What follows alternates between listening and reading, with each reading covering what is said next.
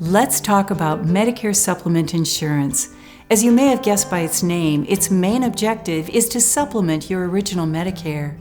Original Medicare covers a lot, but not everything. So how can you manage those out-of-pocket costs that you have to pay, like coinsurance, copayments, and deductibles? Well, one way is to sign up for Medicare supplement insurance to work alongside your original Medicare. These plans are sold by private insurance companies. This insurance is commonly referred to as Medigap because it helps cover the gaps in your original Medicare coverage. If that's something you're interested in, then stick around.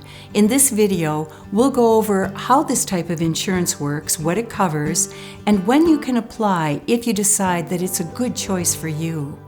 Before we jump into it, let's go over some terminology first to keep things clear. Original Medicare includes Part A hospital insurance and Part B medical insurance. As you can see, the different parts are named with letters.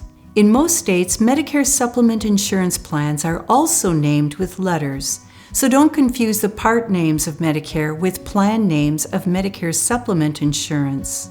These 10 plans are standardized by the basic benefits they offer.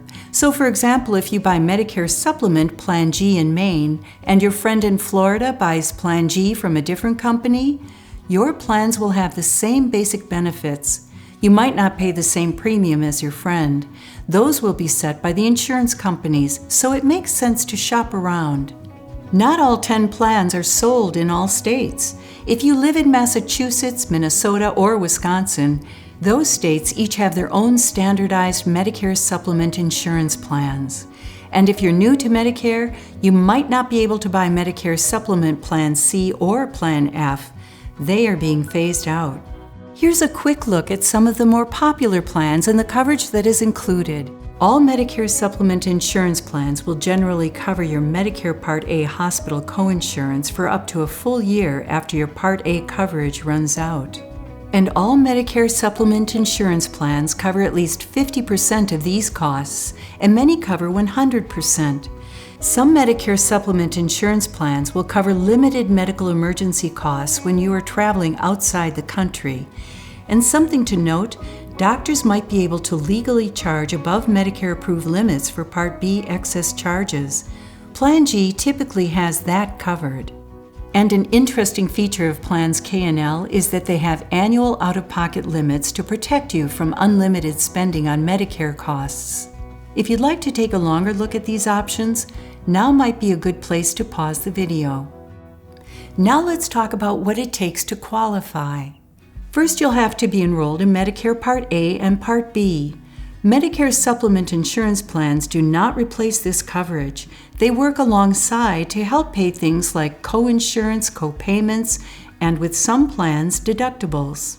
If you are under 65 and qualify for Medicare by disability, some states will let you buy Medicare supplement insurance and some will make you wait until you're 65. You can contact your state Department of Insurance to find out more. Medicare supplement insurance plans generally only cover care and services approved by Medicare. For example, if you had cosmetic surgery or anything that Medicare doesn't usually cover, your Medicare supplement insurance plan won't cover your costs. So what do Medicare supplement insurance plans cost? Since private companies sell them, monthly premiums will vary, even among plans with the same basic benefits. Insurance companies can use any of these 3 ways of setting prices.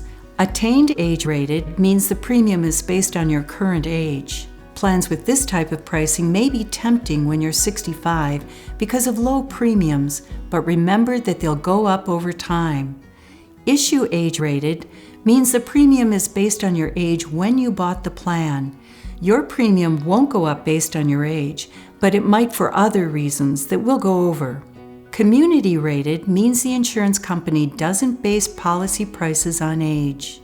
Regardless of the type of rating, inflation and other factors might affect plan costs. For example, some insurance companies might offer discounts to non-smokers, or on the flip side, you might pay more if you have health problems when you apply for the plan.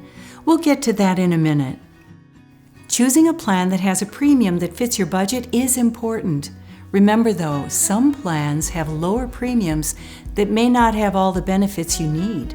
Now let's talk about some of the major benefits that most Medicare supplement insurance plans offer. First, they can help you avoid some hospital costs. Even with your Part A coverage, those can get very high.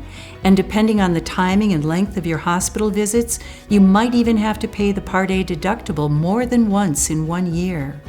Medicare supplement plans K&L have out-of-pocket maximums, which Original Medicare does not.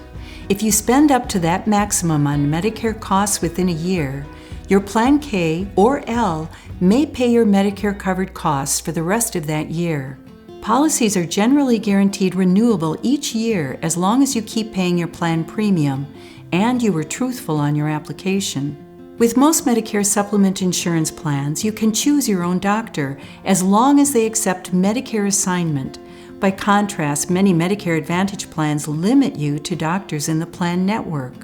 They are portable, so if you spend time living in different states, your plan generally has you covered in both places. And some plans even include limited emergency medical coverage when you're traveling outside the country.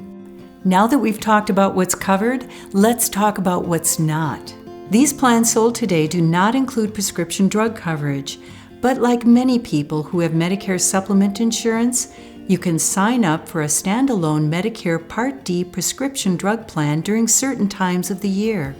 Another downside of Medigap plans is that you might not always be accepted into a plan. That might be the case for a couple of reasons, and we'll cover that in a minute. When it comes to Medicare supplement insurance plans, you can apply any time. You don't have to wait for an annual enrollment period like some other Medicare coverage options, but remember, you have to be enrolled in Medicare Part A and Part B. But the best time to buy a Medicare supplement insurance plan is during your Medigap open enrollment period. This 6-month period starts the first month that you're 65 years old or more and enrolled in Medicare Part B. During your OEP, you'll have guaranteed issue rights. What that means is that no matter what your current health condition may be, the insurance company is legally obligated to accept your application and sell you the plan. That's not always true outside your OEP in most cases, and you may be charged more or even denied. It's also worth mentioning that if you currently have a Medicare Advantage plan, but have only been enrolled for less than a year, you might be able to drop that plan and buy a Medicare supplement insurance plan. Some states have additional special rights. You typically can't have both types of plans at the same time. Remember, Medicare supplement insurance plans will only work alongside your original Medicare. You are not allowed to be enrolled in a Medicare Advantage plan and Medicare supplement insurance plan at the same time. If you'd like to learn more about Medicare Advantage plans, you can watch more educational videos like this one. Comparing plan coverage is a lot to think about. I hope this video has helped you decide if Medicare supplement insurance is right for you and which plan suits your needs. Thanks for watching.